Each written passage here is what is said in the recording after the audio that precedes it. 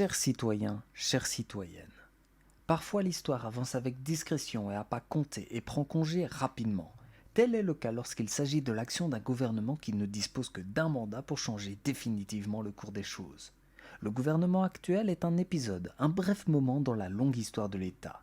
L'heure du bilan définitif du gouvernement que je préside n'est pas encore venue.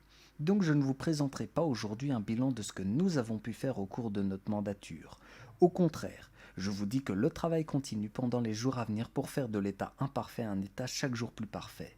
Il reste énormément de choses à faire. Pas d'autosatisfaction, pas de torse bombé. Modestie et travail, voilà l'attitude que le gouvernement fera sienne. Voilà notre agenda pour les jours à venir.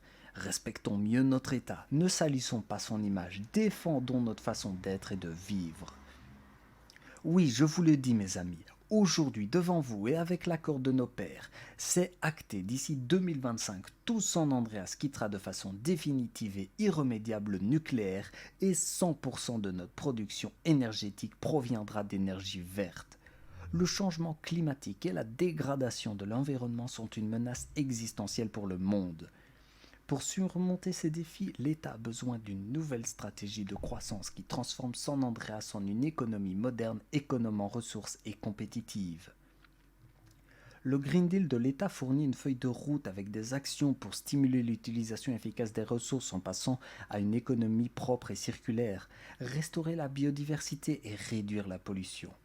Il décrit les investissements nécessaires et les outils de financement disponibles et explique comment assurer une transition juste et inclusive. San Andreas sera climatiquement neutre en 2030. Pour ce faire, nous avons proposé une loi sur le climat transformant l'engagement politique en une obligation légale et un déclencheur d'investissement.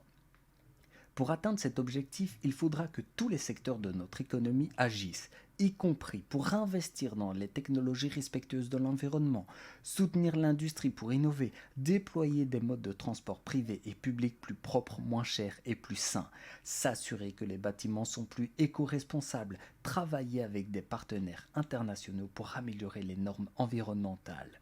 L'État fournira également une aide financière, une assistance technique pour aider les personnes, les entreprises et les régions les plus touchées par l'évolution vers l'économie verte.